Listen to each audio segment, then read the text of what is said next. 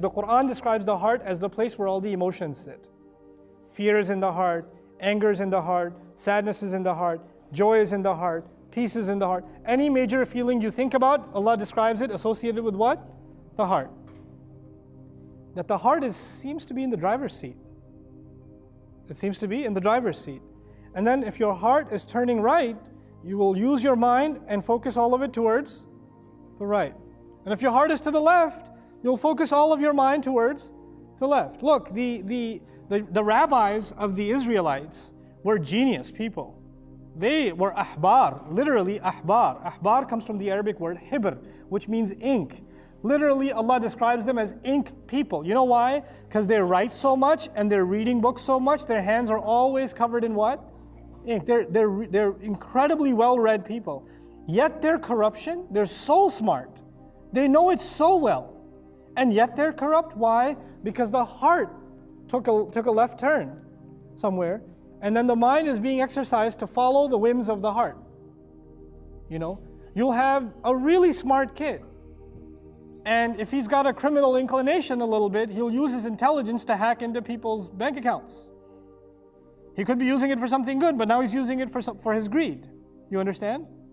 So our minds are, in a sense, going to be biased by where our hearts take us. So what Allah aligns first in the Quran is what? The hearts. And then He appeals to the mind.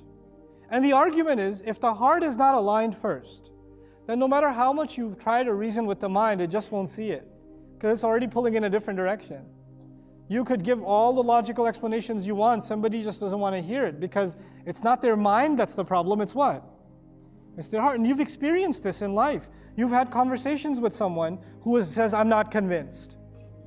And then you sit with them and you crush all of their arguments. And now they're angrier than they were before. Why are they angrier? Because now that you took away the excuse that their mind is not convinced, it only exposed the fact that it was their heart that didn't like it.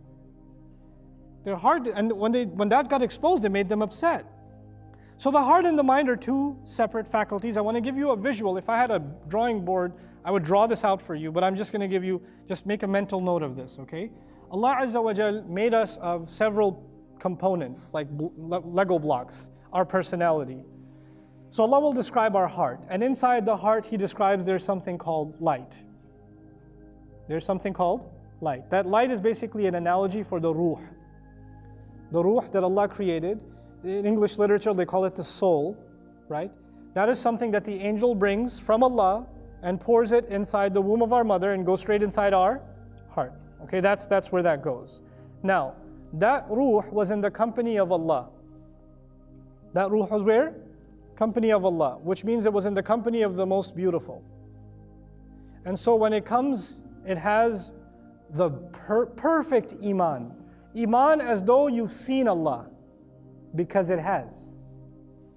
Because it was in Allah's presence. Allah actually spoke to it directly. Ayah 172 of Surah Al-A'raf. Allah spoke to each one of our arwah, our souls, directly. And we responded to Him. So we've actually come in this earth having already had a conversation with Allah ourselves. Which is pretty amazing. So a child is pure. When we hear the hadith, a child is pure. It's pure because the heart has an uncontaminated ruh inside it. You with me so far? Okay. Now, that's the ruh. But this heart has another guy in there. We've got multiple things going on. We've got something in there called the nafs. There's the ruh and there's also the nafs. Now the thing about this nafs guy, nafs comes from tanaffasa, to breathe. And nafs and nafis is something elegant. Nafs, when you breathe, there's two things. There's exhale and there's inhale. Nafs is something turbulent. It goes this way, it goes that way. It comes out, it goes in. It pours out, it goes in. It changes. It alternates. The nafs will want something. It'll see something beautiful, it'll want to look at it. It'll smell something delicious, it'll want to taste it. It'll see something nice and want to acquire it. That's your nafs. And when you acquire too much of it, then you end up hurting your ruh. And it makes the nafs, it pokes at the nafs and says, what are you doing? Why'd you do that? And the nafs feels bad, oh sorry. And then it pulls back. So there's a nafs inside of you that wants stuff. And when you go too far, then a guilt comes. and it pulls you back. You know what's pulling you back? The nafs, why you feel a guilty self, a nafs al-lawama, Quran calls it. That guilty self inside you is the soul inside you that's saying, you're violating my light. You're putting darkness there. Don't cover this heart with darkness. And that heart on the outside is actually like, Quran will describe it like a clear glass. In spiritual terms, the heart is like a clear glass with these two things inside. If you keep following your temptations and you keep denying the light that's inside of you, then the glass starts getting dirtier and dirtier and dirtier. Until there's so much dirt on it, no light comes out. But the problem is, when no light comes out, also no light gets in. If you cover your life in so much indulgence, so much desire, so much temptation, so much greed, and you completely drown yourself in it, then even when the light of the Quran is heard and it goes all the way knocking on your heart, it can't get in because there's already a layer of dirt on it. That needs to be cleansed first before light of the inside can meet light of the outside. That's what Quran calls nurun ala nur, light on top of light. But for those two lights to meet, the glass has to be what? It needs to be clean.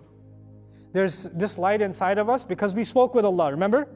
The light inside of us is the one that already spoke with Allah. The Quran is a light where Allah is speaking with us. So when you hear that light, the light inside says, wait, this reminds me of something that was already deep inside me. I feel like I'm drawn to this. I can't even explain why. And you know why you'll be drawn to it? A person will be drawn to it. And there are so many people who say, when I read the Quran, I felt like something inside me was saying, this is familiar. You know, and that's exactly what that is. The light inside of them is saying, this is the light I've been craving. I've been waiting to meet this light.